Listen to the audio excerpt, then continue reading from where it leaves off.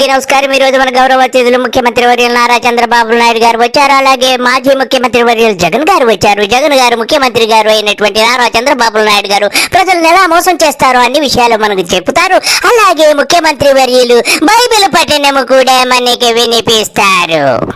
చంద్రబాబు నాయుడు గారు super 6 super 7 విషయంలో ప్రజలను మోసం చేయడానికి అన్ని రకాలుగా ముందుగానే నిర్ణయించుకున్నారు కాబట్టి అబద్ధాలను కూడా రక్తి కట్టించారు. చాలా చక్కగా చెప్పారు జగన్ గారు. ఇకపోతే మోసానికి ప్యాంటు షర్టు వేస్తే ఎవరు ఇలాగుంటుందో ఆ విషయం కూడా మాకు చెప్పండి.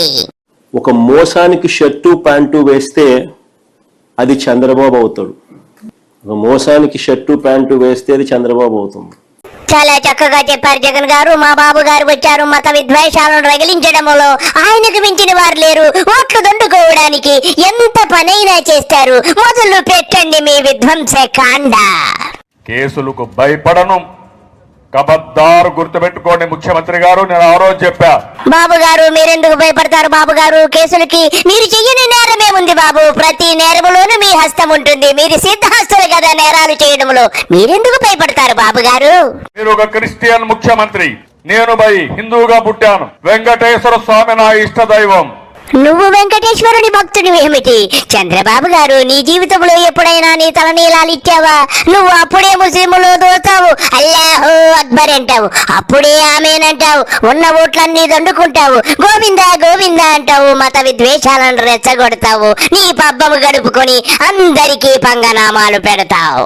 23 కీర్తన 23 ఒకసారి చూసినప్పుడు యెహోవా నా కాపరి నాకు లేమి కలుగ. నీ పబ్బం గడుపుకోవడానికి దళిత క్రిస్టియన్ ఓట్లు దండుకోవడానికి బైబిల్ చదువుతావు తప్ప నీకు భక్తి ఎక్కడిదిరా?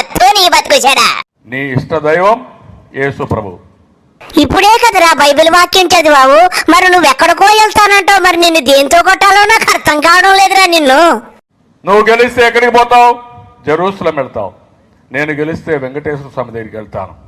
నీకు బైబిల్ పెట్టుకుంటావు.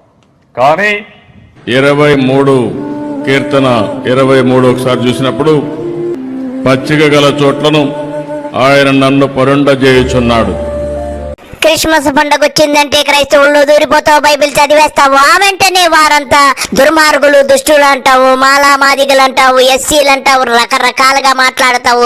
దళిత క్రిస్టియన్లు అంటావు, వాళ్ళు అసలు క్రిస్టియన్లు కాదంటావు. ముస్లింలుగా పుట్టారు కానీ ఈ క్రైస్తవులు ఎవరు క్రైస్తవులు కాదు, వాళ్ళు దళితులు అంటావు. నీ బతుకు చెడ.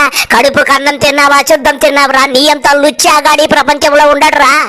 ఈ రోజు మీరందరూ కూడా బైబిల్ చదివినప్పుడంతా కూడా నేను కూడా ఈరోజు బైబిల్ చదివి వచ్చాను.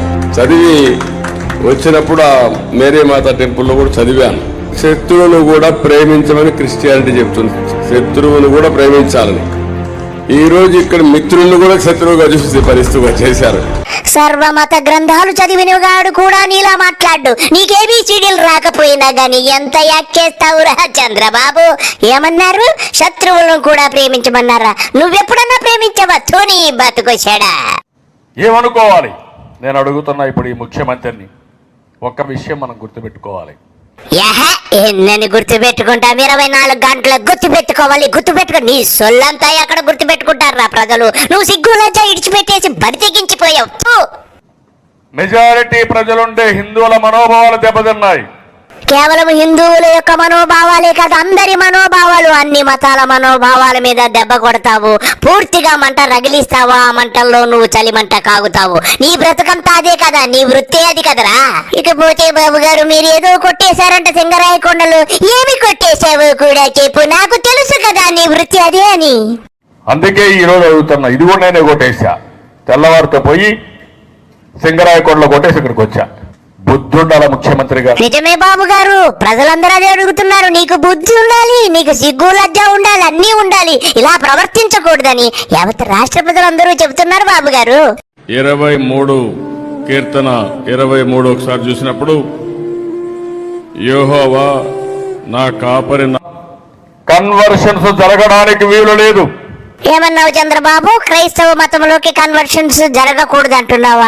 మరి నువ్వు బైబిల్ చదువుతున్నావు, నువ్వు కన్వర్ట్ అయిపోయావేమో కదా. నాకు డౌటే నువ్వు కన్వర్ట్ అయిపోయిన గురించి ఇంత చక్కగా చదువుతున్నావని తెలుస్తుంది. ఒక ముఖ్యమంత్రిగా ప్రమాణం చేశారు. కులం, మత విద్వేషాలకు అతీతంగా మత సామరస్యాన్ని కాపాడుతామని చేసిన వ్యక్తి కన్వర్షన్ చేయడానికి వీలు లేదు. ఇది రాజ్యాంగ వ్యతిరేకం కూడా. ఏదైతే పాస్టర్స్ ఉన్నారో వీళ్ళందరికీ 5,000 రూపాయలు ఆందోళన ఇచ్చారు. గవర్నమెంట్ డబ్బులు చట్ట వ్యతిరేకం. వీళ్ళందరికీ 5,000 రూపాయలు ఆందోళన ఇచ్చారు. గవర్నమెంట్ డబ్బులు చట్ట వ్యతిరేకం. 5,000 రూపాయలు మీరు ఇస్తే వాళ్ళందరూ ఎస్సీలు, వివిధ కులాల్లో ఉన్నారు, వాళ్ళకి రిజర్వేషన్లు వస్తాయి. అలాంటి వ్యక్తులకు ఏ విధంగా మీరు 5,000 రూపాయలు ఇస్తారంటున్నాం? దీనికి కూడా సమాధానం చెప్పండి. ఏమన్నావు చంద్రబాబు? జగన్ అప్పుడు పాస్టర్లకి డబ్బులు ఇస్తున్నాడు నెల నెల అని చెప్పావు. మరి నువ్వు కడుపు కన్నం తిన్నావా, శుద్ధం తిన్నావా? నువ్వేం చేస్తున్నావు ఇప్పుడు? నువ్వు చేస్తే నీతి, ఎదుటివాడు చేస్తేనేమో రంకు అన్నట్టుగా నీ రంకేశాలన్నీ తెలుసు. నీ భోగాతం అంతా చూసుకో. నువ్వే ఒకసారి ఈ వీడియో చూసుకుంటే నువ్వే అశుద్ధం తినేసి పడుకుంటావు. ఇప్పుడు మళ్ళీ క్రిస్మస్ వచ్చింది, మీరందరూ కూడా పండుగ చేసుకోవాలి. బకాయిలు మొత్తం మీ పాస్టర్లకు ఇచ్చే బాధ్యత తీసుకుంటామని కూడా నేను మీకు తెలియజేస్తున్నా. దీనికి 50 కోట్ల రూపాయలు అవుతుంది. 24 సాయంత్రం లోపల మీ అకౌంట్లో ఈ డబ్బులు ఉంటాయని చెప్పి కూడా మీకు తెలియజేస్తున్నా. నేను ముఖ్యమంత్రిగా పనిచేసా 14 సంవత్సరాలు. 14 సంవత్సరాలు ముఖ్యమంత్రిగా చేసి ఏం పీకావు నువ్వు? ఎవరిదన్నా పీకావు? ఒక ఇంటర్వ్యూ పీకింది ఏమన్నా ఉందా? వాణ్ణి వీణ్ణి విమర్శించడం తప్ప నీ బతుకంతా ఇంతే కదా. నువ్వు చెప్పేది ఒకటి, చేసేది ఒకటి. నీ బతుకు జడ. మీకు బాధ్యత లేదు. చేతగాని వ్యక్తులు మీరు. మాట్లాడితే ముఖ్యమంత్రి Christian, home minister Christian, DGP Christian, కడాన అక్కడ పోతే విజయనగరంలో ఎస్పీ కూడా క్రిస్టియన్. కనీసం ఒక ముఖ్యమంత్రిగా నీకు ఒక బాధ్యత ఉంది. చంద్రబాబు, దళిత క్రిస్టియన్లు, అదే దళితులు క్రిస్టియన్స్ లేకపోతే నీకు ఓట్లు ఎక్కడిదిరా? మా యొక్క నాదెండ్ల భాస్కర్ రావు గారు చెప్పినట్టు నువ్వు రేణిగుంట రైల్వే స్టేషన్ లోను, తిరుపతి రైల్వే స్టేషన్ లోను జోబులు కొడతా బతికావని ఆయన చెప్పాడు కదా. నేనట్లేదు, ఆయన చెప్పిన మాటలు రాయి. ఒకే మతాన్ని పెట్టుకుంటున్నావు, ఏమవుతుంది? నీ బొందరా, నీ బొంద. మిగిలిన వాళ్ళకు నమ్మకాన్ని ఏ విధంగా కల్పిస్తావని. ఓకే, మీరున్నారు. నాకు తెలిసి నీ జీవితంలో ఒక్క నిజం కూడా చెప్పిండవు. నువ్వు ప్రతిదీ అబద్ధమే. బొంకుతావు, అబద్ధాలు చెబుతావు, మోసం చేస్తావు, దగా చేస్తావు, రకరకాలుగా నటిస్తావు, ఎన్ని వేషాలన్నా వేస్తావు. నీ బ్రతుకంతా ఇంతే. నీ గురించి నాకు తెలియదా? అడుగున మడమ తిప్పడం, మాట తప్పడం, ఒక ఫేక్ ముఖ్యమంత్రిగా తయారయ్యారు తప్ప ఇంకోటి లేదు. బాబు గారు, మీరు చెప్పినట్టుగానే మీరు 100% ఫేక్ ముఖ్యమంత్రి. మీరు దొంగ లంగా అని యావత్ రాష్ట్ర ప్రజలందరూ తెలుసుకున్నారు. ఈవీఎంలను ట్యాంపరింగ్ చేసి సింగపూర్ లో తిరిగి మూటలు కట్టి ఆ మూటలు తెచ్చి ఈవీఎంలను మేనేజ్ చేసిన నీది ఒక బతుగా.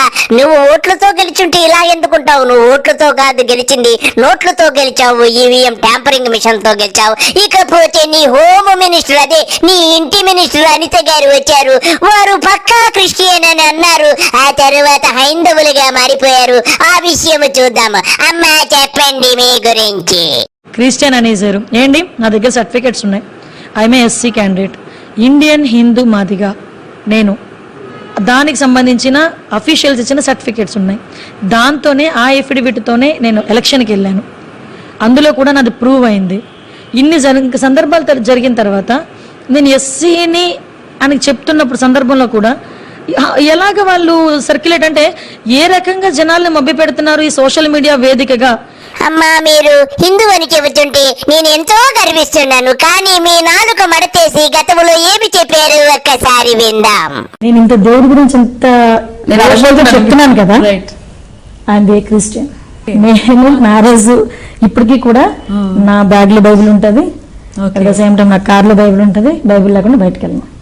అవునా? నిజమా? ఓకే. I'm a Christian. నేను మ్యారేజ్ ఇప్పటికీ కూడా నా బ్యాగ్ లో బైబిల్ ఉంటది, అట్ ద సేమ్ టైం నా కార్ లో బైబిల్ ఉంటది. బైబిల్ లేకుండా బయటకు వెళ్ళను. అమ్మగారు అబద్ధాలు చెప్పడంలో అందవేశారు. గతంలో ఏమో నేను క్రిస్టియన్ని, నా బైబిల్ ఎప్పుడు బ్యాగులోనే ఉంటుంది, ఇంకొక బైబిల్ కారులో ఉంటుంది, నేను 24 గంటలు మోకాళ్ళ మీదే ఉంటానని చెప్పిన పెద్ద మనిషి ఎప్పుడో తిరుమల తిరుపతి దేవస్థానంలో మెంబర్ గా అపాయింట్ చేసినప్పుడు గత తెలుగుదేశం గవర్నమెంట్, అప్పుడు అందరికీ తెలిసిపోయి నువ్వు క్రిస్టియన్ అన్నప్పుడు లేదు లేదు లేదు నేను ఎప్పుడు క్రిస్టియన్ కాదు, నేను హిందువునని చెప్పి బొంకినటువంటి ఈవిడ మన హోమ్ మినిస్టర్ అని యావత్ రాష్ట్ర ప్రజలందరూ అంటున్నారు. పైగా సోషల్ మీడియా మీద నిందలేస్తున్నారంటే ఏమనాలి మీరే ఆలోచించండి ఫ్రెండ్స్. ఇదండి విషయం. అందరికీ నమస్కారము. బాయ్.